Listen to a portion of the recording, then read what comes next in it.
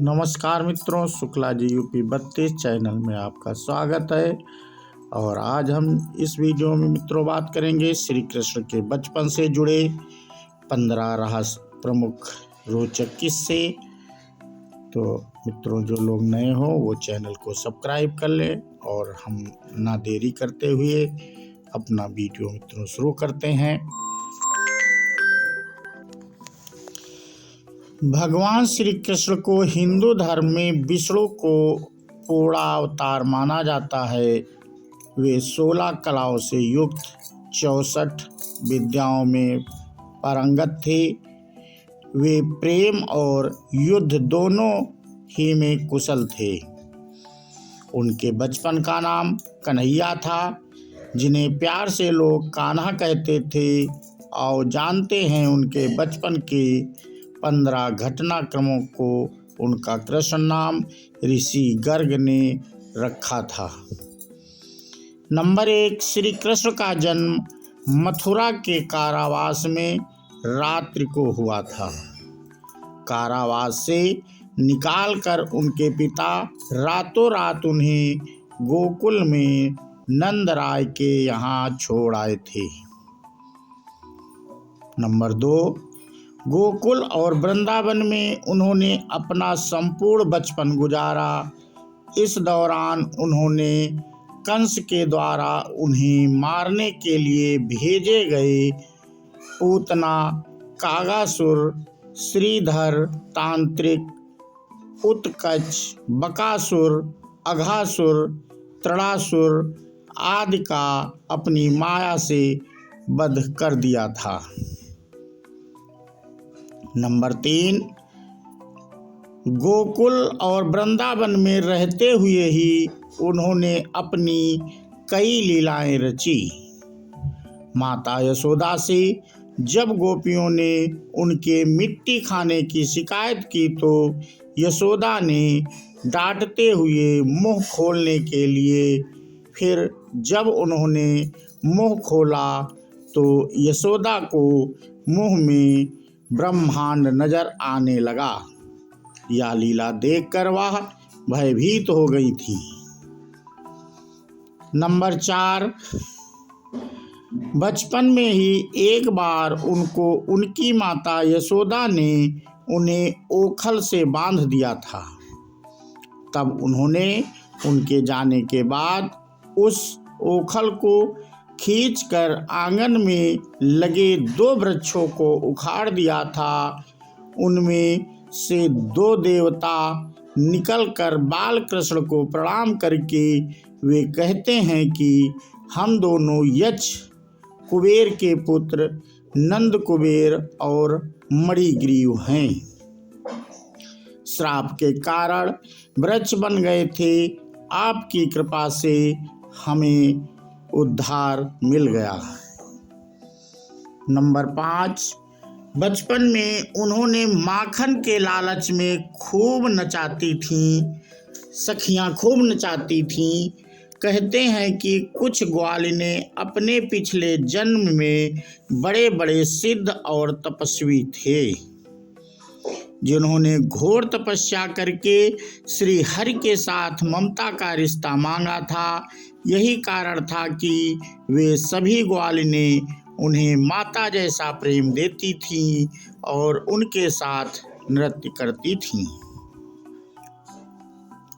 Number 6, Krishna के बचपन के कई मित्र थे, जैसे मनसुखा, मधुमंगल, सुदामा, श्रीदामा, उद्धव, सुबाहु, सुबल, भाद्र, सुभद्र, मणिभद्र, भोज, तोककृष्ण, वरुथप, मधुकंड, विशाल, रसाल, मकरंद, सदानंद, चंद्रहास, बकुल, शरद, बुद्धि प्रकाश आदि। बचपन में यह सभी गोकुल और वृंदावन की गलियों में माखन चोरी करते थे और उधम मचाते थे।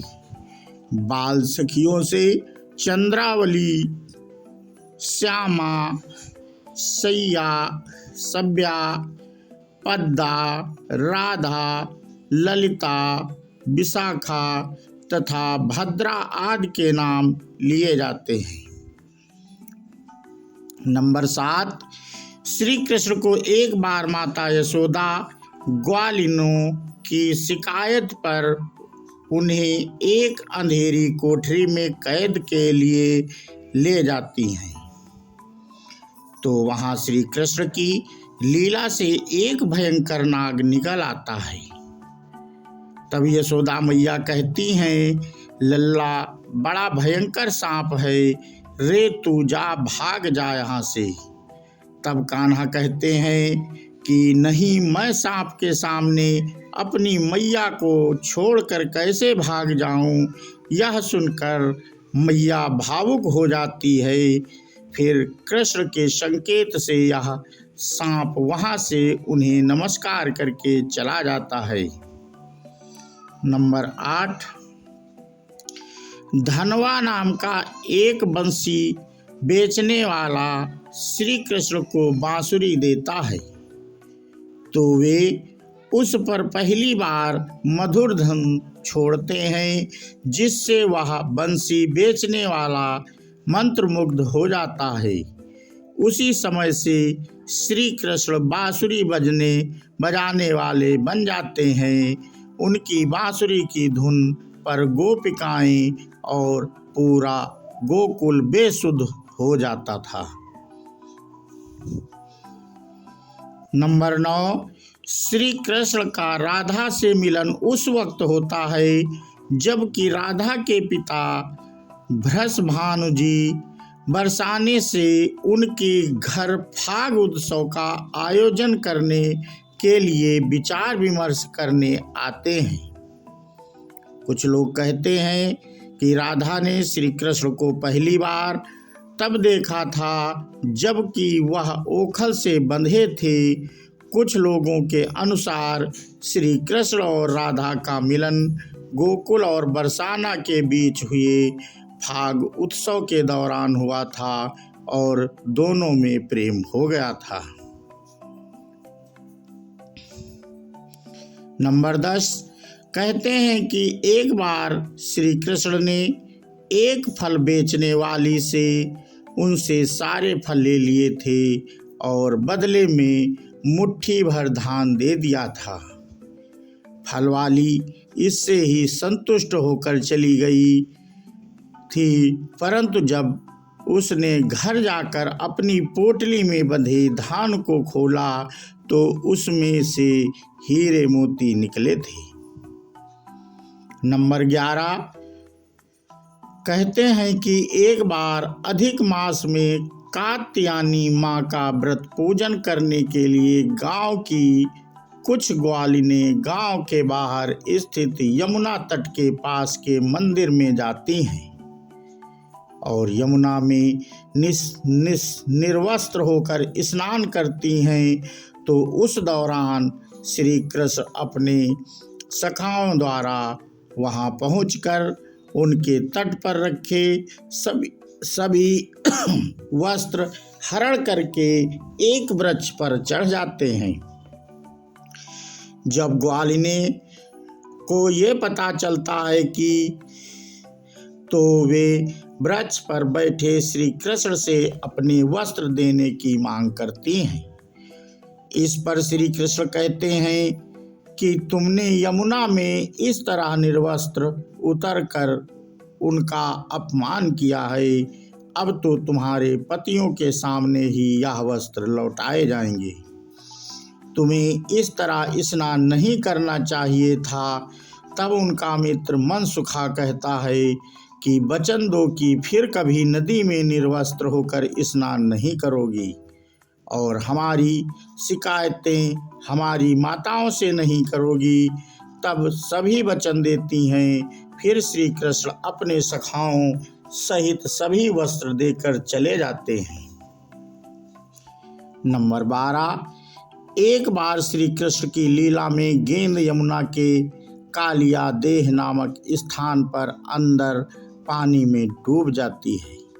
तब वे गेंद लेने के लिए पानी में कूदते हैं तो एक व्यक्ति बताता है कि वहाँ मत जाओ, वहाँ कालिया नाग रहता है जो तुम्हें भस्म कर देगा। परंतु श्री कृष्ण नहीं मानते हैं और नदी में कूद जाते हैं और भीतर कालिया नाग का दमन करके उसे यमुना जी के रास्ते समुद्र के मध्य रमणक द्वीप पर जाने का आदेश देकर अपनी गेंद ले आते हैं। नंबर 13, श्री कृष्ण ने बचपन में ही गोकुल और वृंदावन में इंद्रदेव की पूजा और उसका इंद्रोत्सव यह कहकर बंद करवा दिया था कि यह अहंकारी देव हैं और यह कोई न्याय करता नहीं है। उसी दौरान कृष्ण और बलराम दोनों का तुलादान होता है। तब भगवान श्री कृष्ण को तराजू के एक पड़ले में बैठा दिया जाता है, दूसरे में हीरे जवाहरात रख दिए जाते हैं। लेकिन श्री कृष्ण के वजन से पड़ला उनका ही भारी रहता है। तब नंद राय जी मैया यशोदा की ओर देखने लगते हैं। फिर वे कहते हैं, एक थैला और लाओ।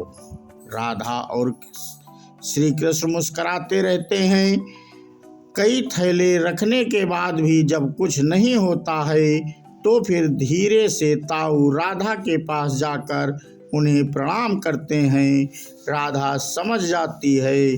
फिर राधा उन्हें अपने बालों में लगी एक बेड़ी के फूल तोड़कर दे देती है। दाऊ वे फूल लेकर तराजू के दूसरे पलड़े पर रख देते हैं।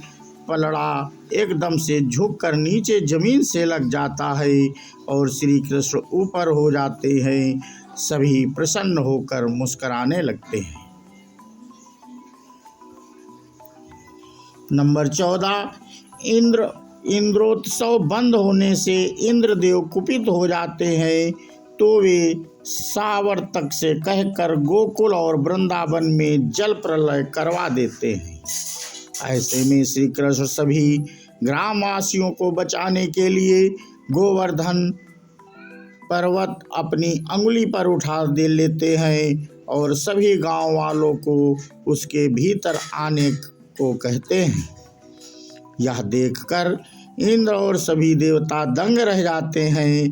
अंत में इंद्र हार कर उनकी शरण में आ जाते हैं।